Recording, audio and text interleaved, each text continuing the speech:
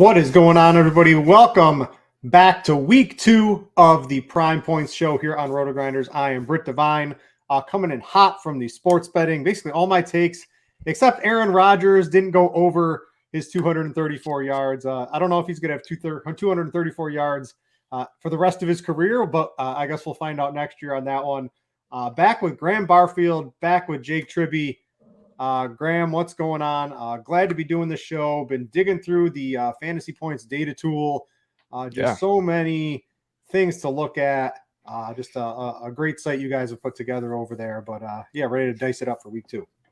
Yeah. I feel like we had a pretty good track for week 1. I feel like all of us together were kind of on the right track with a lot of our takes, so that felt good. And it was an extremely low-scoring week. I mean, that was a pretty brutal week of football. A lot of unders hit.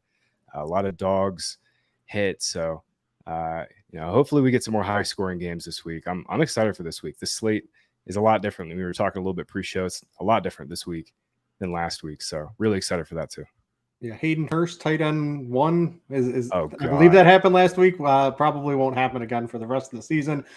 Jake, welcome to the show. What's going on, my man? Not much, man. Had a pretty good week 1 of DFS. I think outside of going 0-2 on my betting picks here, things ended up going pretty well. I loved what I saw to Anthony Richardson. I'm sure we'll talk about him a little bit more, but excited to be here. Yeah. So Jake, maybe there are some new people. They never even heard of Fantasy Points. You're a little bit of a niche site. You've grown in popularity over the past year or two. Tell the people what they can find at Fantasy Points, what's going on over there. I know Scott put this together with a couple other big people. Just a real fun site. The data tool is amazing. Just let people know what's happening over there. Yeah, so fantasypoints.com is the one-stop shop for everything related to football analysis. I'm talking DFS, season-long, player props, college football, dynasty, betting, draft analysis, injury insights. Cover every angle and distill it down to exactly what you need to know. Obviously, that's great, but what really separates fantasypoints.com to me, and keep in mind, I was a fan of the site before I worked here, is the quality of our writing and analysis. I'm a pretty good writer. I was mentored personally by Scott Barrett, who's an incredible writer. I won 2022 Football Writer of the Year, and yet I am the 5th, 6th, 7th best writer on the site. I mean, our writing quality is truly insane. If you read any article on the site, you'll see exactly what I mean, and tons of them are free too, so there's really no reason not to. And I haven't even mentioned the data suite. I mean, we have by far the most comprehensive suite of data tools specifically geared for fantasy football players. And I think that's very important to highlight. And access to that data costs just $50 this year. I mean, it's a massive steal. And we will highlight these great data tools on the show as we go along here. So yeah, fantasypoints.com, really awesome site. If you're into analyzing football, you really just need a subscription. It's as simple as that. Yeah, and I would say not just fantasy football, but daily fantasy football, because you need access to all this stuff. I absolutely love it. We used to have the Gridiron IQ here at RotoGrinders, which was great, but the Fantasy Points data tool absolutely blows that out of the water to me. All right, so let's talk about some takeaways from week 1. And maybe if we can translate them into week 2, we can move on through that throughout the show. But Graham, what did you think of NFL in week 1? Yeah. What stood out to you? What positions, what teams, what can we use moving forward this week and maybe over the next couple of weeks for DFS? Yeah, I just think league-wide, watching the games and rewatching the games the last couple of days and pouring through the data, offensive line play was awful in week 1, legitimately awful. Pressure rate was extremely high. I think the median pressure rate was hovering somewhere around 40%. Usually it's around 30 to 32%. Yards before contact for most running backs was atrocious. There was multiple running backs like Joe Mixon, Cam Akers, Rachaad White, all below 1 yard before contact blocked.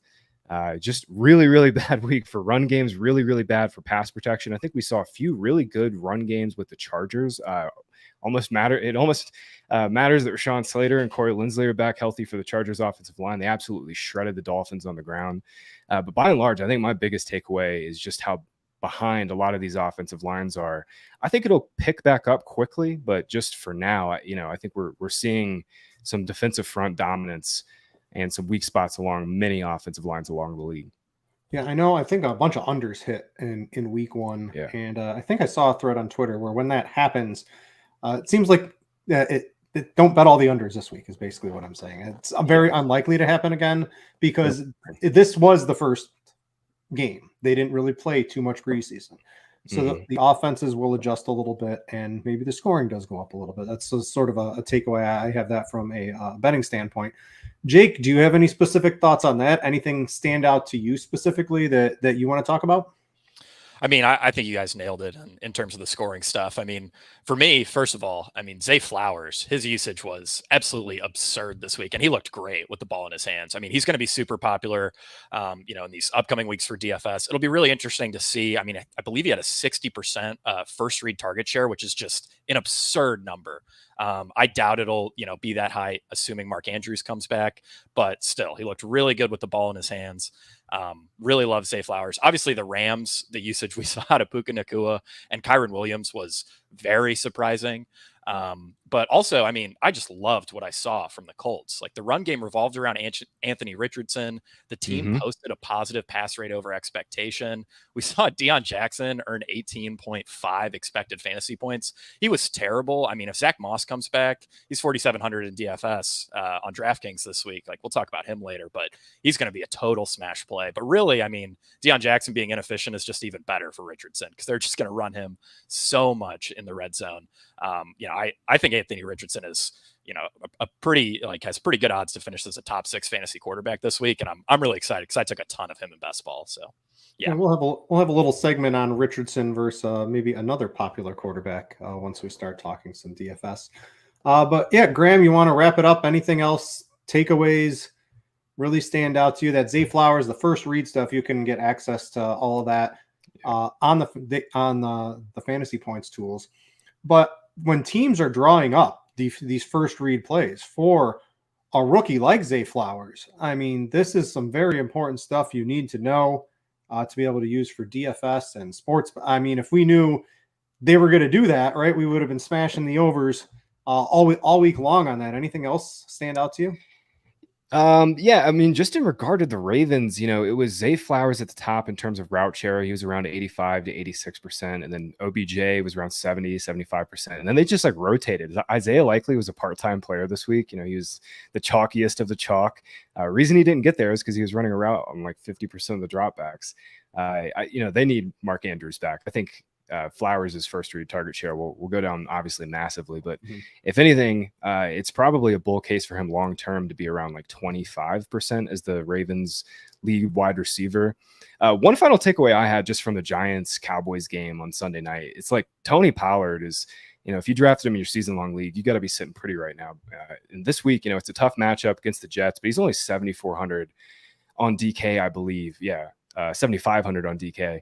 If he's going to get all the goal line work, guys, he is going to be a monster play every single week, regardless of matchup. Last year, Pollard only got 12 carries inside the 10-yard line, scored 3 touchdowns on those.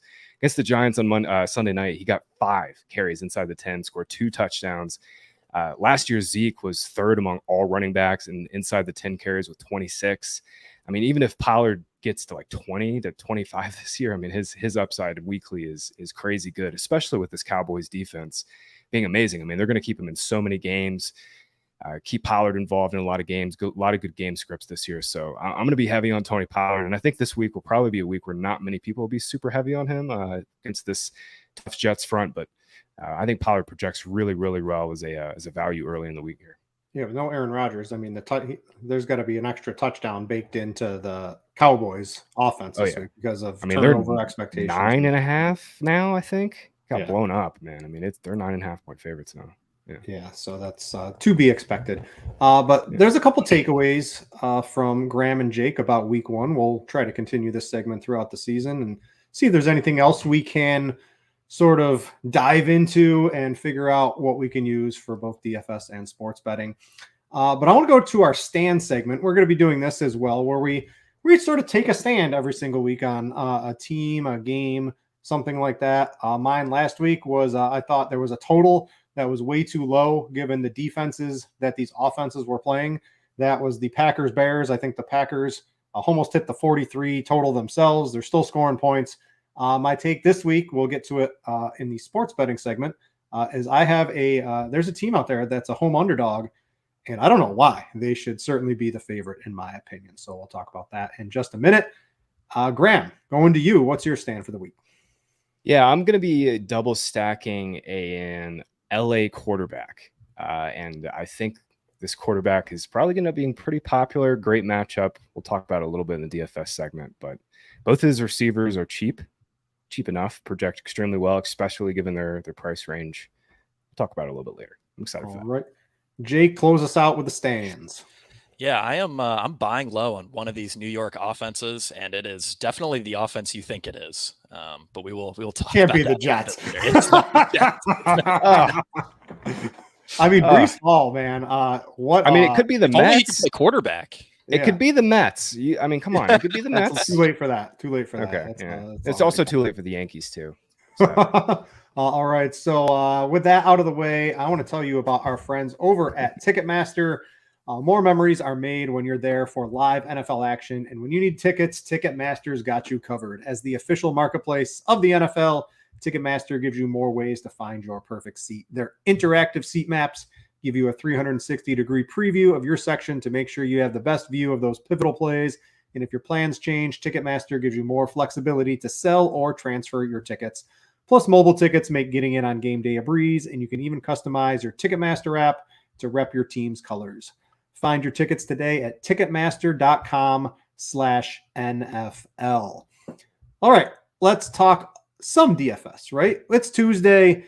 We don't have ownership projections. We don't really know who's going to be highly owned. There's a lot of injury news still to be settled. So take everything we say with this as with a grain of salt, because nothing on Tuesday is certainly going to be set in stone. But I guess, Jake, I want to go to you first. What are some of your DFS plays? What are your early thoughts on the week? I know you write a very early week article over at Fantasy Points, so you've probably actually dug into this more than 99.99% of people already. Let's go to you first. What are you looking at? Yeah, so I write the DFS early look over at Fantasy Points. Totally free article, comes out Tuesday mornings. But yeah, looking ahead to this week, I really like Purdy double stacks. Brock Purdy only 5,700. I mean, we saw him play really strong game last weekend. I mean, one of the most efficient quarterbacks on a per start basis that we've seen. 19.8 DraftKings fantasy points per game in his 8 fully healthy starts on this slate. That ranks behind only Josh Allen, Mahomes, Burrow, Lamar Jackson, and Justin Fields. And like I said, I mean, just a tremendously efficient quarterback. The doubles with him, I think, are great because, you can work in McCaffrey, who saw just amazing usage in a blowout win, 100% of red zone snaps. His season high last year with San Francisco was 62%. Elijah Mitchell had a career low since the McCaffrey trade, snap share of 15%. So love McCaffrey, obviously Debo, Ayuk, Kittle, all strong plays there. Beyond that, I've been looking at, obviously I mentioned Zach Moss. I mean, he's going to be like by far the most popular running back, I think, if he plays. I mean, Deion Jackson is terrible, and we saw him earn a bell cow workload last week. Another guy I'm looking at is Travis Etienne.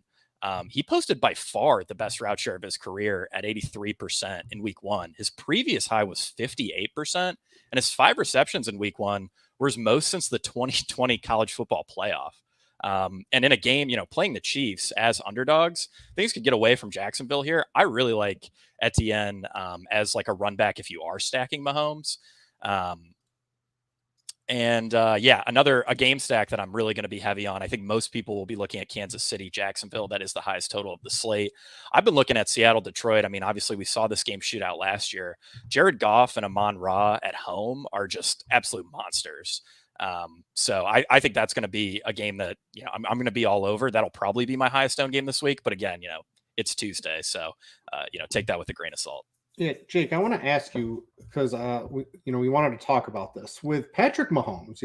I think everyone's going to be targeting the KC Jacksonville game, and everyone wants to play double stacks and triple stacks, and you run it back with somebody. One with Patrick Mahomes, if Travis Kelce plays and everything's good to go on him, that's the obvious pairing, right?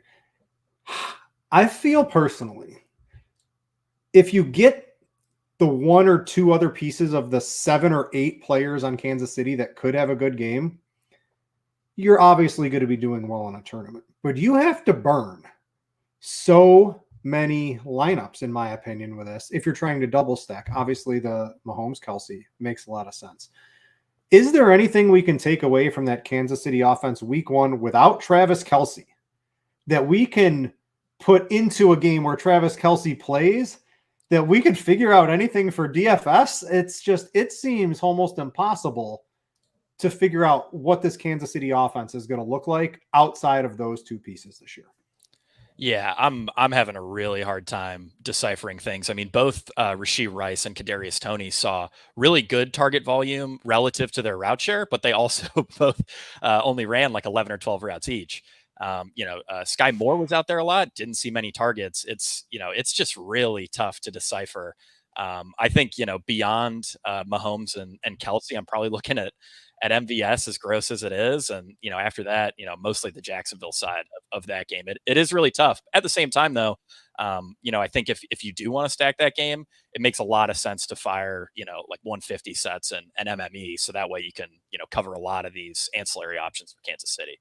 Yeah, if I was like playing a single entry, I don't know, unless it's just Mahomes and Kelsey, I don't know. It's pretty tough to try to run it back. Do you have any takes on this Kansas City offense? It's going to be a very popular game. I really like the ETN call from Jake because sort of the Gibbs receptions stuff didn't come through week 1, but Kansas City, that they just give it up to running backs out of the backfield. And if ETN's going to have that pass catching role, this Tank Bigsby stuff has sort of fallen by the wayside. ETN, at least for week 1, established himself as close to as a bell cow as you can get. But what can we do with this Kansas City offense, Graham? Because I don't know, it looks like a mess trying to figure something out other than Mahomes to Kelsey. Yeah, I'm with you, Jake, on ETN this week for sure. Love that call. As for the KC offense, I'm kind of with Jake that MVS might be my favorite if Kelsey plays. He's got the one like breakneck, big playability in this offense. We know he's going to be out there for at least 70% of the routes. I'm with you though. I think in general, if Kelsey plays and you're building Mahomes teams, it's centered around Kelsey and Mahomes, and then you're just praying to get the Jags guys right. On FanDuel, real quick, I mean, Calvin Ridley's price, he's like $100 cheaper than the wide receiver 1 Jamar Chase on FanDuel. On DraftKings, he's still a really strong value. I think he's not priced up correctly just yet. So I think Ridley will project probably as the highest owned player. I know we don't have ownership projections in, but he's only 7,200, I believe. He's going to be massive chalk on DK this week, given that game total, given that game environment, also there's not a ton of high total game this week. So I think it'll just kind of boost up that game even more. Yeah, it's ugly, which I don't know. What else are you looking at from a DFS perspective, Graham, out there in the streets? If it's not Kansas City, Jacksonville, that game's going to get talked up beyond belief across every part of RotoGrinders, every part of Fantasy Points articles over the course of this week. What else could there possibly be? Yeah, it will. That game's going to get steamed. I am going to be all in on Justin Herbert doubles. Mike Williams got hurt in the middle of the game. Austin Eckler got hurt in the middle of the game. And I was mentioning at the top, they ran the ball so freaking well. They didn't really have to throw it that much to stay in the game. They just ran so well, even with Joshua Kelly. This is a totally different spot, though. Justin Herbert up against the Tennessee Titans. What do we know about Mike Vrabel defenses? He loves to funnel to the pass, and he loves to funnel specifically to the outsides. And again, last week, I mean, Brit, you were on it, man. I mean, Olave, Thomas, Rashid, all those dudes got there. Last year, Titans gave up the most fantasy points to wide receivers. Like if you just bend it out to like the outside versus inside guys, it doesn't really matter. Like they stink everywhere. Gave up 51 fantasy points in week 1. Only the Chargers gave up more, thanks to a guy named Tyreek Hill. So yeah, I think Keenan Allen projects really well. He'll probably come in a lot lower owned than Calvin Ridley. And then Mike Williams is way too cheap, man. Like this past week, Kellen Moore told us during the offseason, like, hey, I really want to get Mike Williams involved in the slot more, right? Like, we got to take advantage of his speed. We got to take advantage of his size. And I know he didn't have a good game in the box score, but he ran 45% of his routes from the slot. Like, that would have easily been a season high last year. He was at 15% in the slot in the old offense under Joe Lombardi. So that's kind of huge for Mike Williams long term, is for him to just get some more layup targets in the slot, use his size and speed. against some smaller DBs and some linebackers will be nice. And I mean, Keenan's still got it, man. Just watching the game this morning, like he's 31, but I mean he's out there shaking dudes like he's 28. We'll see how long it lasts, but for now, I mean Keenan's fully healthy.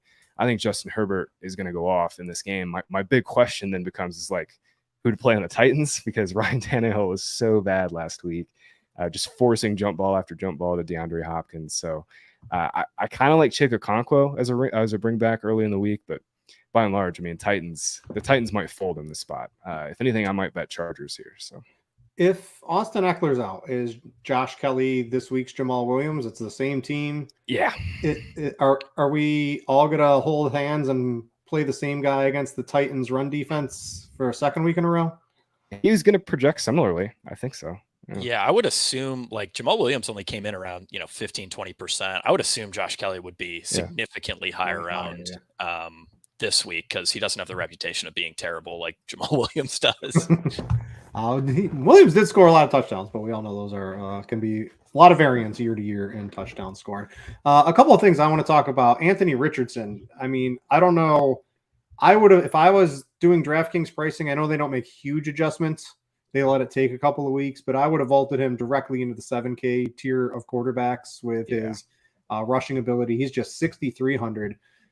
With that Jacksonville game, Trevor Lawrence is 6,700. Jake, this is going to cause some, dispersed ownership off of Richardson, specifically in cash. I think it's Tuesday. I generally main cash. I do dabble in tournaments for NFL. It's basically the only sport I'll throw my head into those.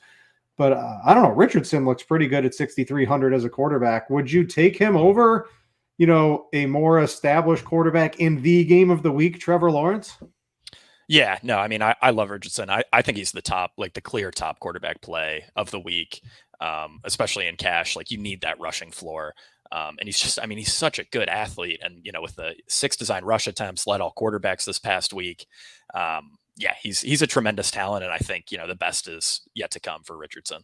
The 6 design rushing attempts, that's like Jalen Hurts, Justin Fields territory already. It's week 1, and like, I was kind of off Richardson last week. I thought, Jags pass rush would get there a little bit more. And, he got a fluky pick from Tank Bigsby, ball clanging off his helmet. But you're right. Richardson looked the part, looked poised. Accuracy was pretty good. I mean, I think the big takeaway from him week 1 was they didn't really let him chuck it.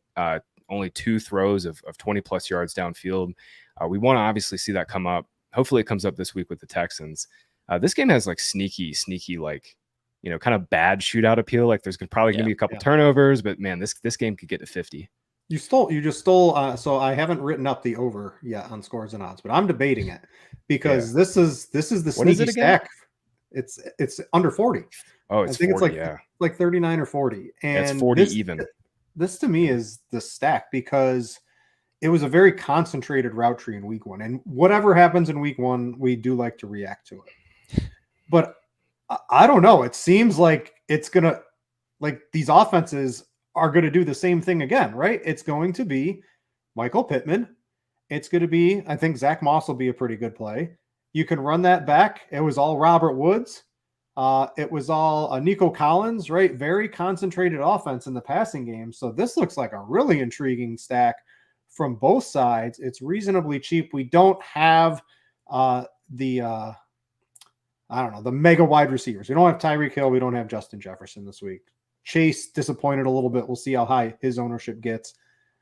But I don't know. I'm on this Houston Indianapolis game to be a little bit higher scoring.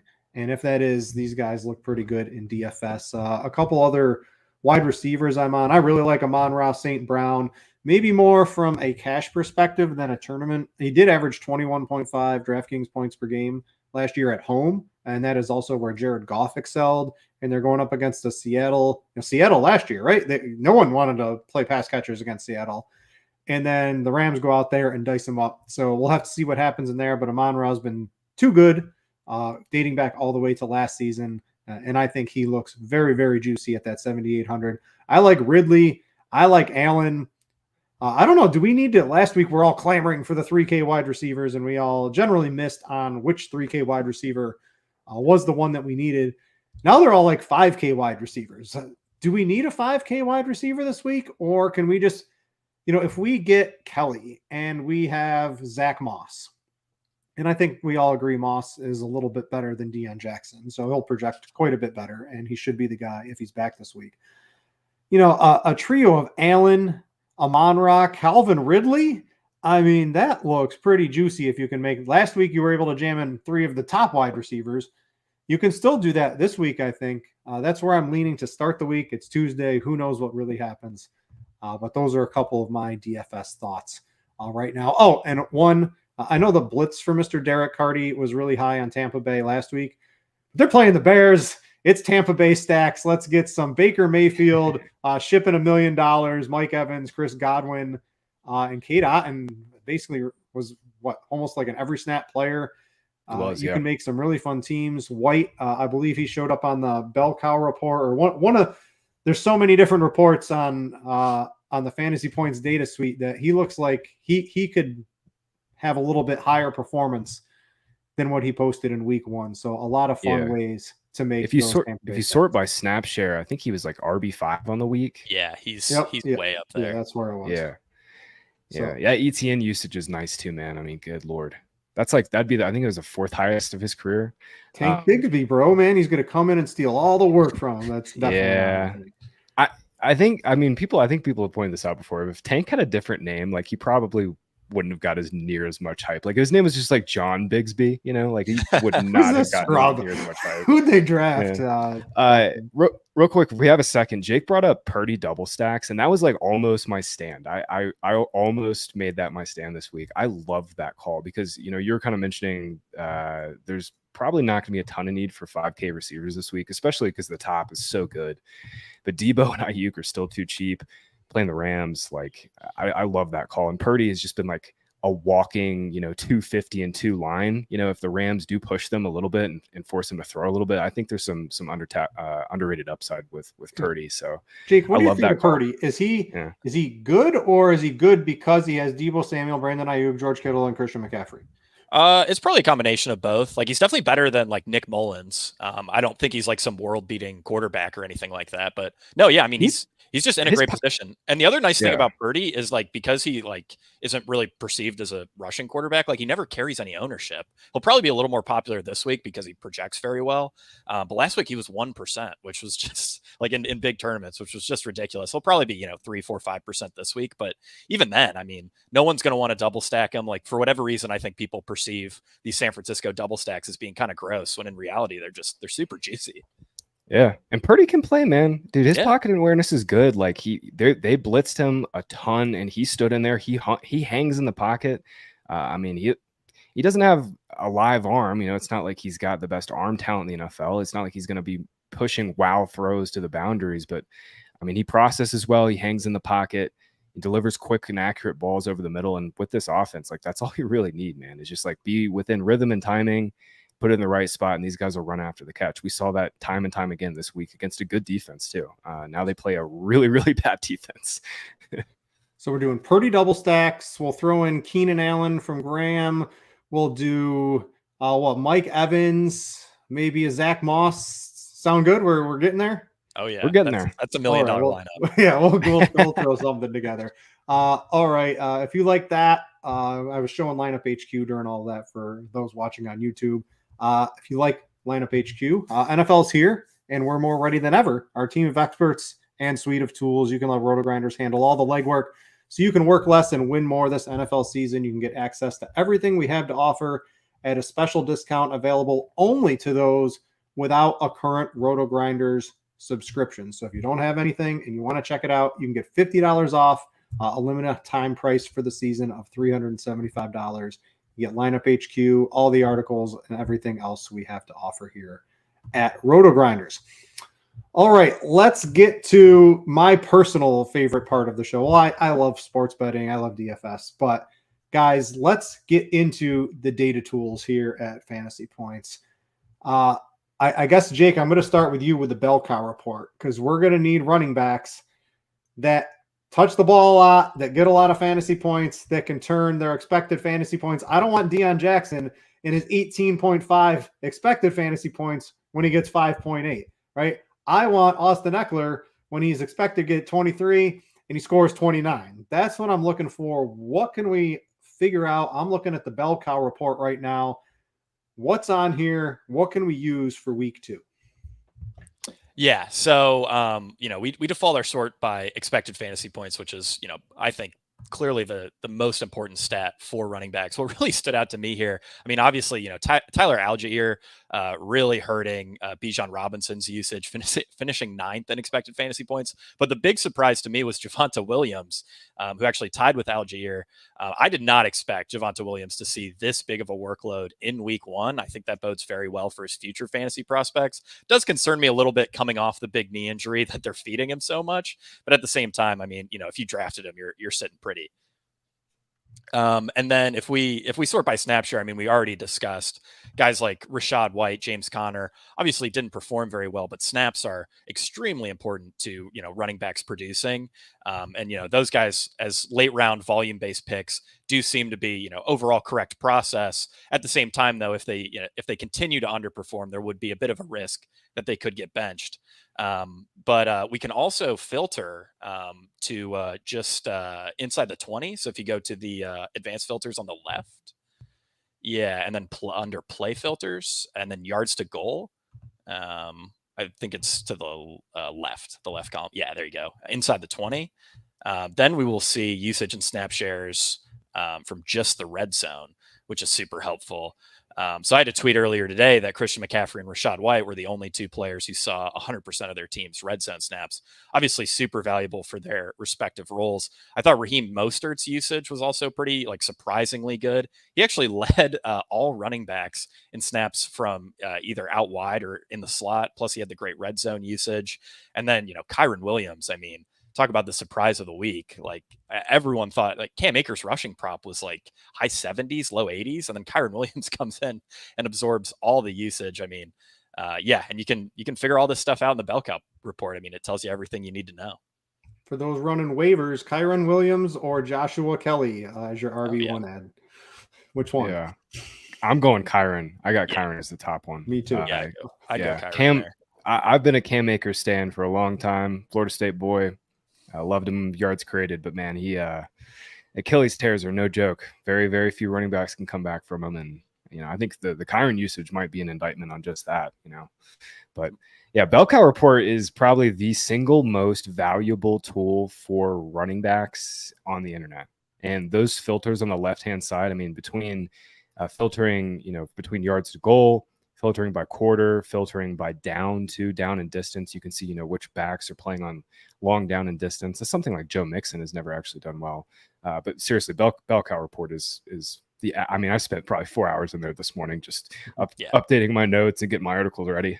I got a question for you. These are all downloadable as well, correct? Yep. The CSV. So if you click the down, it looks like the download button on the bottom left corner of the filters on the left-hand side. Go all the way. Yep. I see it there. Right there. Yeah. So I'm not going to do it for everybody live, but for those of you who are data nerds and have your own Excel capabilities, which I have lacked in over the years, a little better than they used to be, but certainly nowhere where they need to be. You can download all of this stuff right into your spreadsheets and use this as your main data source. What do you want to talk about, Graham? You want to go the wide receiver running back efficiency? You got something else up your sleeve?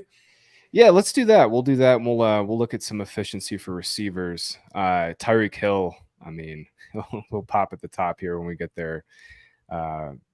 But yeah, efficiency report is going to be your one-stop shop, kind of like bell cow report. We chase volume at running back. Efficiency doesn't really matter too much. But this is your efficiency report for everything, rushing and receiving. We sort by, let's sort by, go to the right and we'll sort by yards per route run. Yeah, that middle stat there. We might have to get a target filter. Probably will. Breece Hall, look at that. Oh my goodness. Every single efficiency stat. But yeah, you can sort by yards per route run. You can go up to position and we can look at just receiver here. Yeah, we'll just look at receiver. And it should be Tyreek Hill at the top. I think Brandon Ayuk was second in yards per route run this past week. Yeah, this is just the spot for every efficiency stat you can have. Look, CeeDee Lamb, small efficiency, small sample. Obviously, didn't have to throw very much, but strong efficiency from him. If Giants kept that game moderately close, Lamb would have had like 120. But yeah, this is your spot for filtering through efficiency. If you want to go to the left-hand side, again, advanced filters, you have all the coverage stats you could possibly want, and go through and sort through there. But yeah, efficiency report, good spot here. Yeah, just so much data, yards after contact, touches. If you just want your basic stuff, see how many targets you got. Like DeAndre Hopkins, right? Just 13 targets week 1, alpha, his whole career. Not really sure how it's going to show. Week 1, boom, comes right out. Focal point of the passing offense. Great run back this week if you're trying to play Herbert. If you're trying to play Keenan Allen or Mike Williams, absolutely love DeAndre Hopkins. And Chig didn't really pop on any statistics, but that dude was running routes. He was running routes, and he was out there more than he's ever been. He's also very interesting. Career high snap rate for him, and Ryan Tannehill missed him on like a gorgeous flea flicker. It was like the most perfect design, and Chig was wide open. He missed him. I like Chig this week. Nuke, man, 13 targets against that Saints secondary. They needed to dial up some more plays to Treylon Burks and get these other guys involved. Their passing offense completely stagnated. But yeah, I'm with you on Hopkins being a pretty strong play this week. Yeah, I don't see them really going away from Hopkins any point in the season. Maybe it's Ryan Tannehill. Maybe it's Hopkins being a little older, but I don't know. I think he's still clearly the miles ahead of Burks in terms of overall NFL talent right now. All right, let's talk some sports bets. This is, I have access here. I live in New York. I have access to, 10 different sports books. I can play all the fantasy pick'em sites. I'm in heaven over. I got DFS, literal heaven to be a professional gambler, DFS player, et cetera, et cetera. So sports betting is becoming pretty popular nationwide, FanDuel, DraftKings, and plenty of other sports sites as well. But I've got a couple of bets this week that I'm really interested on. And I teased at the beginning a team I thought Vegas don't make the lines anymore, right? Someone overseas makes them, and then everyone else in America copies them right to the T as fast as possible so they don't get harbed out or anything like that. But the team that's the underdog that I'm on this week is the Atlanta Falcons. So they have established the run. I love the guys over at Established the Run, but the Falcons have established the run, and the Packers for a long, long time have been absolutely horrible against the run. And this is going to play right into the Falcons' hands this week. First, the Packers, this is their second road game. This is the Falcons' second home game. I think the Falcons have a reasonably good defense. I don't have to worry about Jair Alexander with Drake London's getting one target, over under 2 targets for Drake London this week. I'll take the under unless this game gets really out of hand, but I'm on the Falcons. I just think Bijan, I think Algier, these guys are just going to run all over the Packers, ball control. I don't know why they're the home underdog, just because the Packers went out and scored a bunch of points against the Bears. The Bears defense was truly horrific last year. It doesn't look like anything's changed. The Falcons, I think, have a reasonably good defense, and they're going to play some of that against Jordan Love. I expect a close game, and it was a little closer to a pick'em. I think you can get them at plus 106 on FanDuel currently. Doesn't really make much sense to me. I think this line should be flipped. Either of you have a take? This is basically my biggest stand of the week right now. I like it personally. Packers probably going to catch a little steam. We'll see tomorrow what it looks like, but I'm with you on Falcons defense being a lot better than people thought. They've added some actually good players like Jesse Bates at safety. Jeff Okudah didn't play in week 1, but I have a lot of respect for AJ Terrell as a player. They don't have a great pass rush, but they have serviceable players along the defensive line now that can actually stop the run. So I'm with you. I think Falcons defense is a little underrated. Jordan Love had some really big splash plays this past week. Obviously, he had the big play to Aaron Jones, but our data team charted him as off target at the 3rd highest rate this past week. Love has incredible arm talent, but he's going to throw some picks this year. There's going to be some wildly off target throws. I'm bullish on Love long term, actually, but I'm with you in this spot. I like Falcons And I might actually take this myself, especially at plus money. That doesn't make a lot of sense. Yeah, Graham. So I followed you in on one. So we talked about this pre-show. They weren't on the main slate, so it sort of blew my mind when the Cleveland Browns were just -2 against the Steelers. Why don't you talk about this one? Yeah, I love Browns -2. I got it at -110 on DraftKings. I was on this last week. I just think the Browns have a really good defense. I think they have the perfect defensive coordinator for their talent. And we saw it this week. I mean, Myles Garrett was lining up at all over the place. I mean, he was lining up out wide. They were putting him at 3 tech. They're Euro stepping him with playing him as a linebacker, like an off-ball linebacker, then blitzing him. Just bananas good usage for Garrett. And Schwartz is a very aggressive coach. This week, they're going to play Kenny Pickett without Deontay Johnson, who's his only receiver that can get open quickly. George Pickens is just a vertical guy. Allen Robinson is only a slot player now. So I think Browns should be at least getting 3. I was surprised they're at 2. I think this will move to 2.5, 3 tomorrow.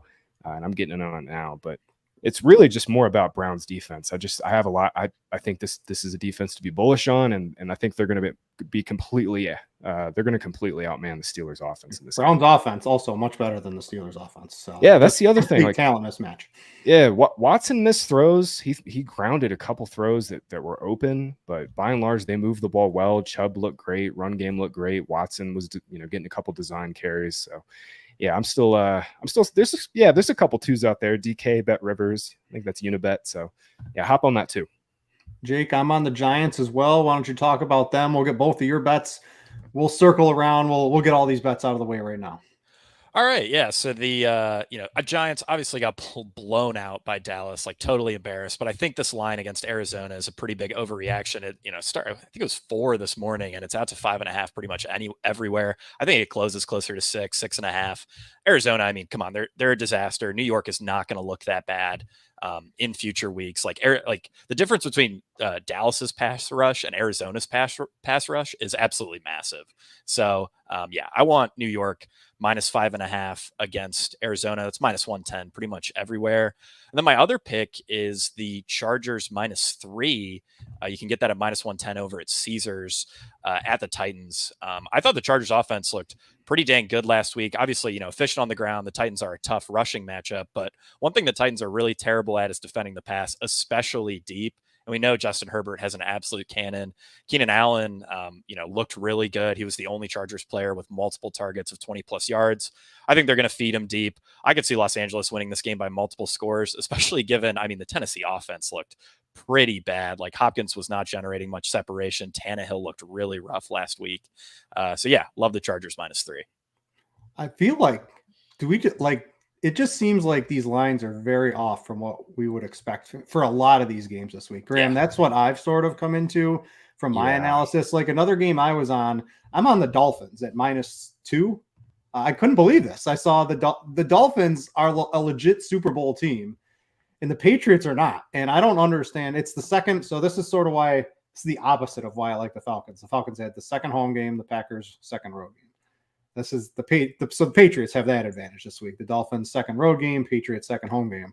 But I'm throwing that out the window because the Dolphins are just a really good football team. Their offense is electric. When Tua is healthy, Mike McDaniel is basically this offense is unstoppable. And I don't think the Patriots are going to be able to do too much. They slowed down the Eagles a little bit. Mac Jones had basically the best game of his career to keep this game a little close. I don't know if they're going to be able to do that again 2 weeks in a row. The Dolphins -2. Against New England, I would have this at -3.5, -4.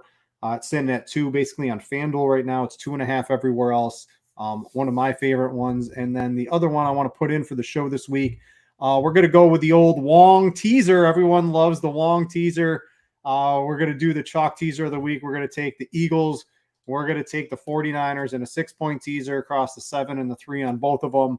I don't know who's betting the Vikings, but I think the Eagles were -7.5 to start.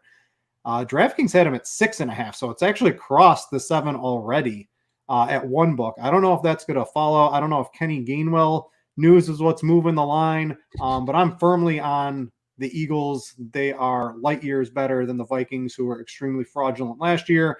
We saw that already take a step in week 1 where they lose a 1-score game after they went 11-0 in 1-score games last year. They lost one to the Buccaneers. What are they going to be able to do against the Eagles? Come on. Eagles teaser, 49ers teaser, 6 point. You can get that at -120 on DraftKings. I know some sites out there, if you do cross the 7 and the 3 on the teaser, they juice the odds in their favor. DraftKings does not do that.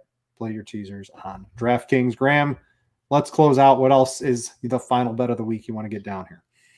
Yeah, I got on Bengals at 3 this morning. I found a -115. I think it got juiced a little bit, and I think it's up to 3.5 in most spots. I'm just kind of buying a bounce back from Burrow. That's really what this kind of comes down to. Ravens are a little discombobulated. J.K. Dobbins is out for the season. I think their run game is going to suffer immensely without him. Gus Edwards is really their only sustaining early down guy. We're not really sure about Mark Andrews either. I think this is a good spot to hop on Bengals. Their defense will bounce back.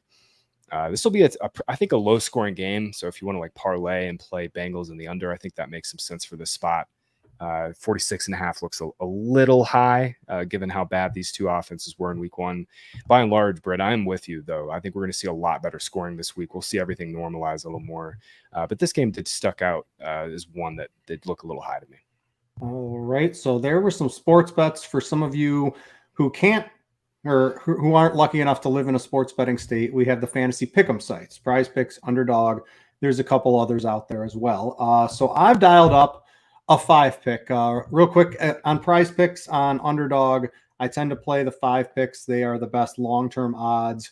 If you do a 2 pick on Prize Picks, your odds are -137. You do a 5 pick based on how they pay out, it's a -119. If you add in correlation too, then you're getting way ahead of what the actual lines are too. So I've got a little 5 pick for you with some correlation. Jake, I'm on your Chargers here. I've got Herbert and Keenan Allen. Herbert over 291.5. Keenan Allen more than 67 receiving yards. Going to take a little stack on that one. If you same game parlay those, on a sports book, you get hit. The payouts don't change on either Prize Picks or Underdog. So a great way to play correlated stacks instead of the same game parlay is on the fantasy pick'em sites. And I've got a trio of running backs. I think lines are just way too low. Josh Jacobs, bell cow, right? He was way up there on the bell cow report. He is undisputedly back into the exact same role he was last year.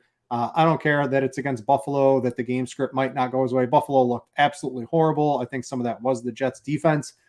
The Raiders defense not exactly the same, but 65.5 for a guy who could legitimately threaten for 20 plus rushes every single game looks way too low. Bijan, I'm on Atlanta. I don't care about Tyler Algier. He got a lot of his work in the fourth quarter as the closer, right? I don't know why, but I think Bijan's line at 64.5 is way too low. And Miles Sanders sneakily played a lot of snaps, ran the ball a lot, played pretty well. We saw Derrick Henry have a reasonable game. I think Miles Sanders, 50.5. This is disrespectful of the role that Miles Sanders currently has going up against New Orleans. So 50.5 for those 3 running backs with a little correlation from Herbert and Keenan Allen. Go get that on the Prize Picks. Jake, what's your fantasy pick and play of the week? Yeah, so over on Underdog, I got Tua over 270.5 passing yards. They actually also have a promo deal where you can play Tua over 277 total yards, and that enters you for a shot to win, I think, just like 10K in cash. Yeah, I saw that. It's a great promo from Underdog. Yeah, that's a pretty great promo. So yeah, obviously love Tua this week. I'm buying, the Giants bounce back. I mean, Darren Waller is the wide receiver 1 in New York. So I really like Darren Waller over 49.5 receiving yards. I mean, he did lead the team in targets last week in a total disaster showing. New York's not going to get shut out against Arizona. So I'm leaning into, the Giants making a bit of a comeback there. And then I like the Bengals. I like Burrow over 263.5 passing yards and Jamar Chase over 79.5. T. Higgins also has a number, I think, in the high 50s, low 60s. That's pretty nice as well. So I really like the Bengals stacks to kind of round out my pick 4 on Underdog. Yeah, if you're definitely try to get some sort of correlation with quarterbacks and wide receivers or something like that when you play the fantasy pick'em sites, it really pushes things in your favor, in my opinion. Graham, let's close out week 2 fantasy pick'em for you. Yeah, I was trying to find a couple books, or excuse me, not books, but the pick'ems are a little slow to come out here. I have just two, and my first one is Deebo Samuel over 50.5. I think anytime Deebo's floating in this like 49 to 50 range, he's going to make a lot of sense. And then you mix in the fact the Rams are going to have I think by the numbers, by midseason, they're going to have one of the worst defenses against wide receivers. Deebo obviously has explosive yardage upside. Any given week, he suits it up. But 50.5 over on Prize Picks looked a little low. The other one, based on early projections that I'm working through that looked a little low, is Chris Olave over 62.5. Obviously was the number one wide receiver, number one target for Derek Carr this past week. Saints obviously are going to be looking to throw deep all season long. It's a big part of what they're going to be doing. They're going to be looking to throw deep, set up play action, set up the run game. Saints this week. Olave makes a ton of sense at the 62.5 range. They're playing the Panthers. No J.C. Horn. That's their best outside corner. My only concern with this prop is that the Panthers get smoked again, and the Saints don't really have to throw too much. But just looking at median projection for the week, I think Olave's prop look a little low on Prize Picks. It could be like 3 receptions for Olave too. So like it really could be, man. He is unbelievable. A big one on he is unbelievable. And you got to think maybe New Orleans realizes, hey, maybe Jamal Williams ain't it. Maybe we should throw the ball. Might make some sense. So I love these two. Certainly willing to mix those in over on Prize Picks. That's going to do it for week 2 of the Prime Points show. You get some reaction to week 1. You get some DFS. You get some sports betting. You get some fantasy pick'em. You get the data tools. Basically run the gambit early on Tuesday, because really you don't want us just giving DFS picks on a Tuesday, even though this is a RotoGrinders show and we do daily fantasy. But there's so much injury news. There's so much else. We're trying to mix it up for you. Let me know. You can shoot me a DM on Twitter at Brit_Devine. Brit_Devine. You can find Graham at Graham Barfield. You can find Jake at Jake Tribbey. You can find Fantasy Points at Fantasy Points. Now it's PTS. Someone else had Fantasy Points. You guys aren't ponying up. You didn't do the pay the guy off to get Fantasy Points. Yeah, we need to win the Millie this week. Jake, you and I need to make a lineup at the end of our show, and we need to win the Millie. Yeah, and then we'll be good to go. Be able to buy the guy off. Yeah, you got to send him a DM. Be like, what is it going to take here? We'll give you the free suite, the free data suite, unlimited for the rest of your life if you just switch it over to us. You got to negotiate with them. Anyway, guys, it's been a blast doing the show with you for the first 2 weeks. Looking forward to each week through the rest of the season. For Graham and Jake, I'm Britt. Thanks for watching, listening, and we out you.